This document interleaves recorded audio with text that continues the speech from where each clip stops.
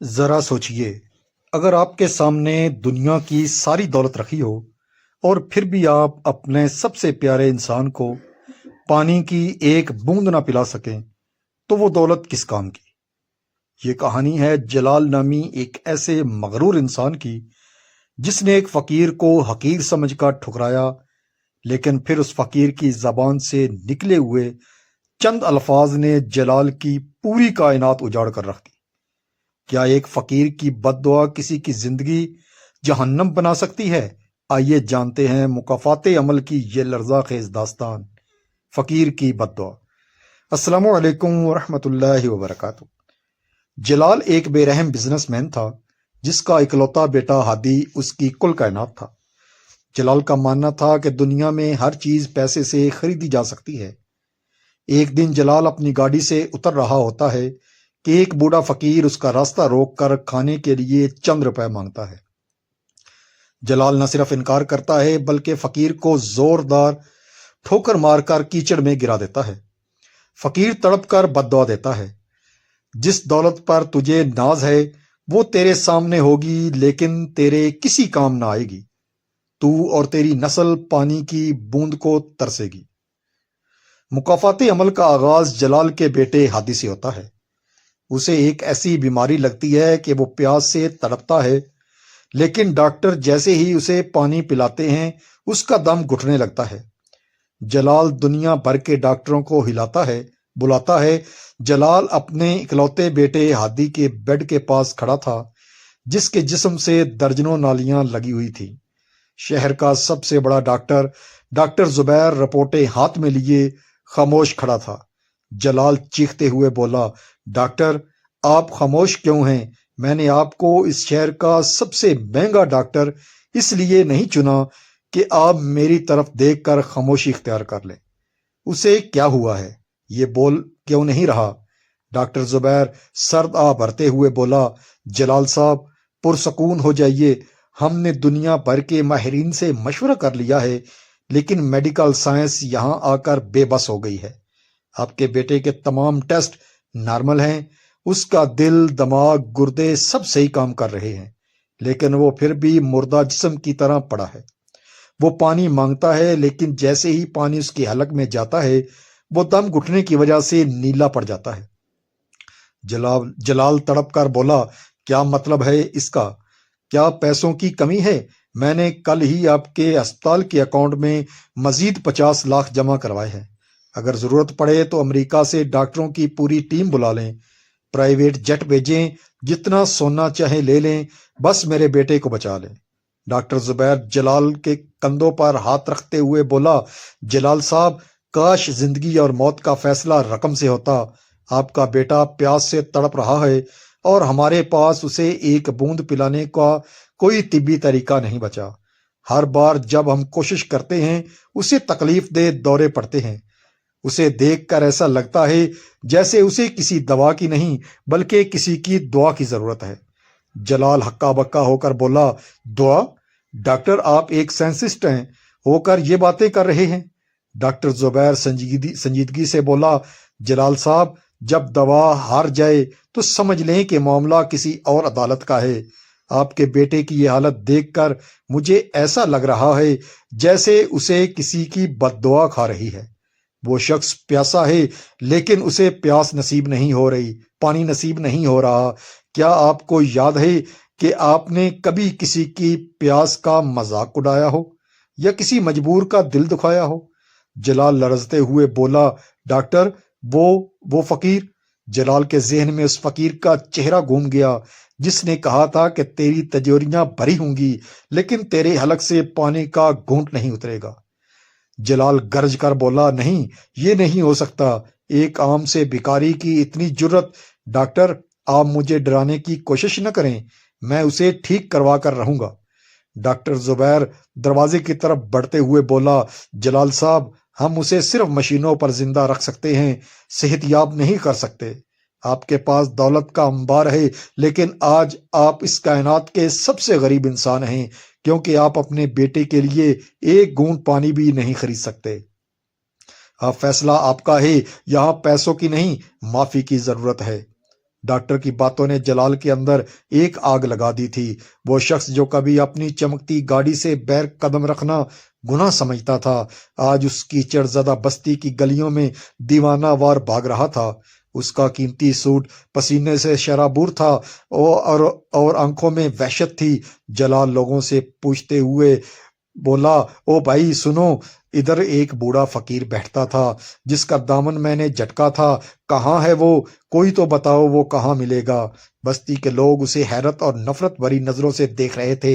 آخر ایک شکستہ جھونپڑی کے باہر بیٹھے ایک شخص نے اشارہ کیا، تم اس بابا کی بات کر رہے ہو جسے تم نے پچھلے ہفتے ٹھوکر ماری تھی؟ وہ تو سامنے والی کٹیا میں رہتا ہے، لیکن جلال نے اس کی بات پوری ہونے سے پہلے ہی دوڑ لگا دی۔ وہ جھونپڑی کے سامنے پہنچا تو دیکھا کہ وہاں صرف سناٹا تھا اور باہر ایک پرانا مٹی کا پیالہ ٹوٹا ہوا پڑا تھا۔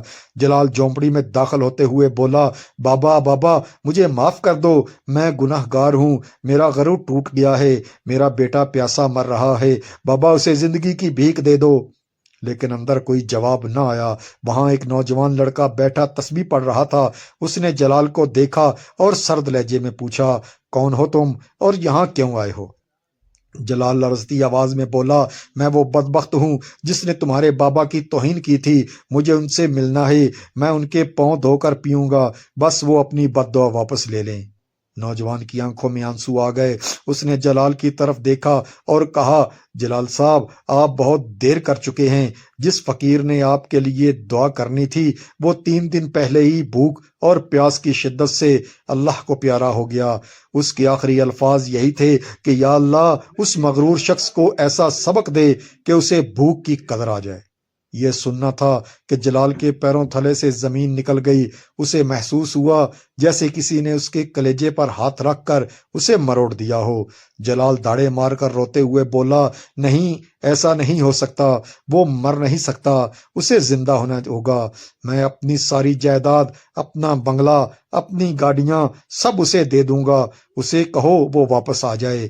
نوجوان تیزی سے بولا، دولت؟ جلال صاحب آپ اب بھی دولت کی بات کر رہے ہیں؟